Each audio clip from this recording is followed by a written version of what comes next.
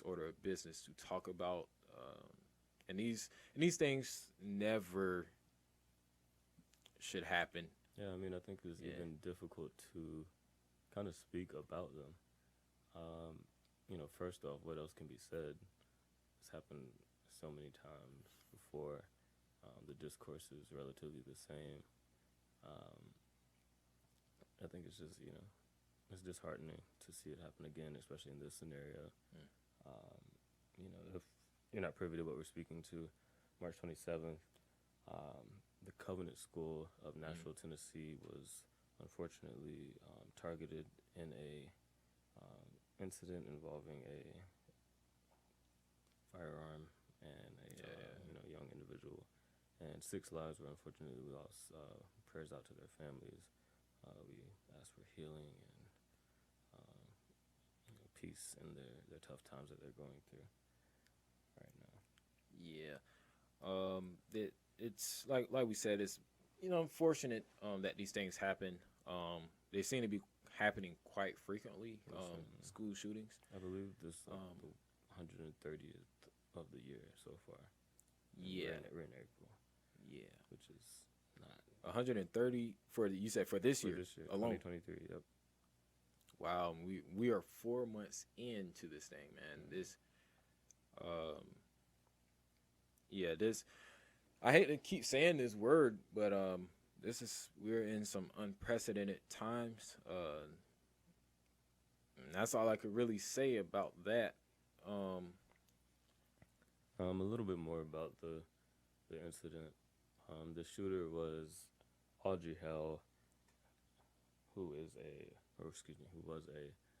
transgender former student of the Covenant School of Nashville.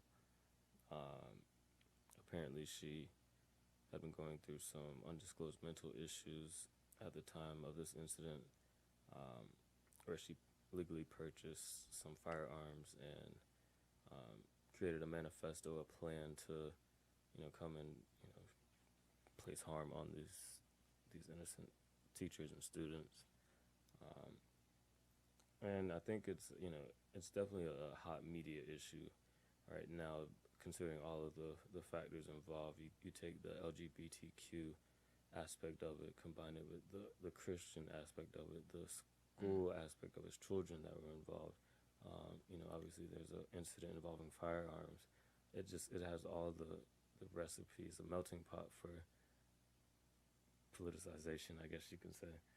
But I think Calvin, me and him were speaking before. We wanted to speak a little bit to the concept of love and hate within these discourses. When you have so many, a mix of issues that people get riled up about, people get emotional behind, it takes a certain tactfulness to be able to navigate those issues in an efficient and effective way.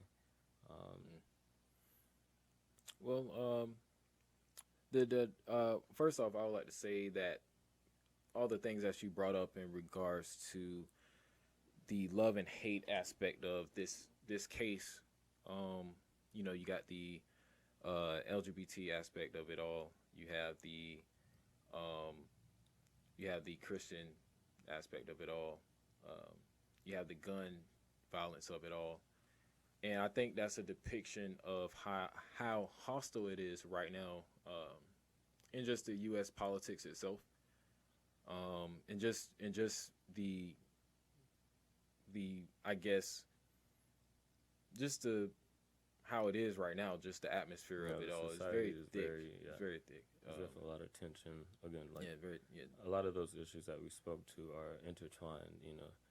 They're and not even on a moral standpoint, but at a lot of times political standpoint, there are issues that probably shouldn't be politicized when they are, and that puts people in a very tough space when trying to fight for those issues, navigate through those issues, and I think this is a time where we really need to listen.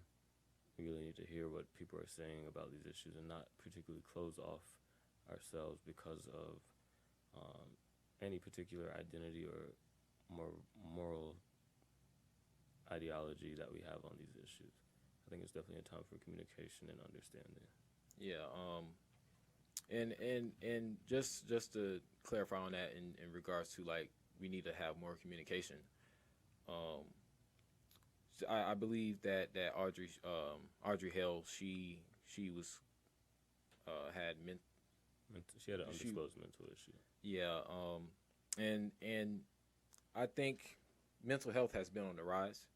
It's definitely been a more hot topic. Yeah, it's been very prevalent. And I think the way to help with mental health is to have conversations and not, enclose ourselves behind closed doors and just feel like we can deal with them on our own. It seems like she was getting help. She reached out to the doctor because it's on record. But what, you think about it, what could have been done more? Could a simple conversation could have stopped this, hey, how you doing? How you feeling today? Stuff like that. But on a more deeper level in regards to a case like this, obviously, the conversations about, the amendments, number 2, to be more specifically, talking code, obviously. Don't want to get demonetized. Already off the first pilot episode, that's not a good place. But people were talking about that and some common sense laws or something like that. Common sense act. Gun laws. And I think speaking to that, she did obtain per NPR the firearms in a legal manner, which is very difficult to hear. That even in a situation where, I think it's easy to talk down on those situations when the firearms were obtained illegally or, some fraudulent manner. But when, somebody goes through the right channels to purchase the firearms, to get registered with those firearms, and things like this still happen, it puts a damper on, the impact of the law and how much that plays into those situations. I do think, some of those common sense laws can be of value if added, but the question, I guess, for me is how much. Now my question, we've heard things about like Texas wanting to implement the teachers having guns and stuff like that. I'm not sure with the terminology for like what they armed teachers. Yeah, just armed teachers or something like that. But that debate always comes up. Would it be feasible for teachers to have them? You know what I'm saying? Like, if the teachers were armed in that particular situation, could that have been prevented? The officers did an outstanding job, to my knowledge. Definitely. I think it was like 14 minutes that from the call to them getting there and then stopping the active shooter. Yeah. I think that I believe that's good numbers, good timing. But I guess the only case I can make for the Texas armed teachers, if you will, is the fact that they may have stopped it sooner. Yeah, I mean, I think in a common sense standpoint, right? I don't know if the solution to gun issues is to put more guns in the situation. Yeah, I think, you have trained professionals for that. It's part of the common sense laws are, indoctrinated in the idea where security is upgraded. There's a lot more regulation on the type of weapons that can be purchased. So things of that nature, I think, kind of encapsulate a more feasible, type of environment that we want to be in. I question if even parents would feel safe sending their children to school knowing that the teachers are armed. Well, So if the parents knew that extensive training, additional training was needed for teachers to have it, I think it could not persuade in a sense, but make the parents feel a little bit more safer. But the whole notion with that, I guess the caveat with that is that you never know if a teacher is gonna flip, or if a student's gonna get the gun or whatever, and have their way, if you will. But it's definitely something that I know the option is not for America is not getting rid of firearms. That's not feasible. That's not, to a lot of Americans, they're gonna say that's shenanigans to that's true. Get rid of guns. Because they believe it's their right, it's their birthright, and I respect that. I definitely respect that. Having firearms and everything. But that's definitely not getting off the table. Now, what it would look like to compromise in a sense, or come to some type of agreement, especially with these school shootings, because in a utopian scenario, we don't want these things to happen. Definitely. And they shouldn't happen. But from a realistic standpoint, we got to figure out what we can do to at least lessen these things. And to be truthfully honest, I don't know what that can be. But that's just something that I hope through time that we can fix. Yeah, I mean, I think a harsh reality is, these things, obviously they've happened before, they're happening now, and, unfortunately they're going to happen again. Obviously we seek to implement ways to stop things like this from recurring. And, we've implemented regulations, laws, acts in the past, and some of them have been effective, some of them have not. So I think it's largely a trial and error type of thing. You implement it and see if it slows it down, if the ways that these incidents happen change in any nature, if the number of fatalities decrease. That's something that we hope to obviously get to zero if possible. But yeah, I think there's small victories to be had with these, any regulations, any laws that get passed towards this issue. But yeah, I mean, just a bad situation overall. Definitely. Rest in peace to all the victims. Yeah. And a quick question. What's that? More so pertaining to the manifesto, which I know they haven't released yet. But do you think it would be beneficial to release the manifesto and get an actual understanding of why Audrey Hale did this? I think it's twofold. You look at some of the Columbine incident.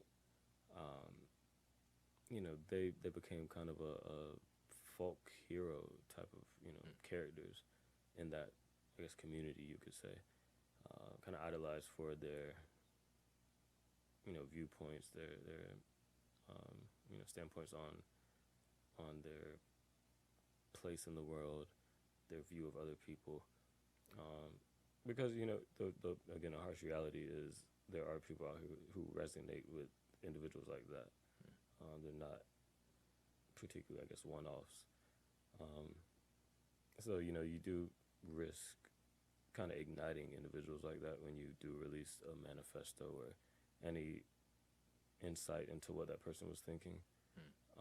And that's with any type of media, any type of expression. But I think it's particularly harmful when lives were lost. So personally, I don't think that releasing a manifesto, especially at this time, this early in the process, would be beneficial. but I could see, I see the public outroar for wanting to know, the specifics. I could see or understand the what you would call, I guess, media suppression of the information that is vital to a case like this. So I definitely understand both sides. Personally, I don't think it's necessary. I would assume you're in the same boat. From my standpoint, it doesn't necessarily have to be released. But I know that in this society, people we are always solution based. We want answers. We want to know why. And I think just as human beings in general, like, we're just curious by nature. So I think just to satisfy that, I would say yes. I believe that they're going to release it. For me personally, I don't care if they release it or not. I don't have to know the thoughts. I just know based on action that her message was clear. I think she needed help. I think she. That's the biggest cry for help. Yeah, and, when you make a rash move like that, and you take lives, and you put other people in jeopardy, and that's what happens when you don't deal with your own problems. They lash out, and it hurts other people. It takes people away from their actual personal time, like all the officers, firefighters, ambulance, whoever else that was on staff, CNN, Fox News covering it. Like, all their attention is drawn to that now, when it could be drawn to something else. I think it's also important, like you said, she did reach out to a health provider. Yeah. I think it's important, when people do make an attempt to communicate that they are going through something, to listen. I think that's, even people who are not medical professionals, if your friends come to you with issues that they're going through, do not just brush them off, with, that's just how Calvin is. We all go through things. If people are coming to you with issues, we all have different gifts, different talents. It's up for us to, utilize them to help others, or to find people who can utilize their own talents to help them. So definitely, take heed in situations like this. Yeah, so you bring up an interesting point about that, like, gifts and things like that. If, I just feel like people need to affirm those things in people, like if it's something, a person is struggling or whatnot, encourage them, lift them up, tell them they got a beautiful smile or whatever, something that could get them on their way. And if they actually are gifted and you notice it, let them know. I think, that's I think that would be very. It seems like nothing, like, when people do that, it seems like nothing at all. But I feel like stuff like that goes a very long way. Small affirmation. Yeah, I think those be the things that people remember. Definitely. Yeah. Like when they talk about you to someone else, like, they be like, yeah, I remember so and so, like, uplifted me or something like that. And I'm not saying that this Hale didn't have this in her life, but I think it would have done some good. No, we can all stand to be uplifted every now and then. But yes, we are praying for those families. And I hope they get some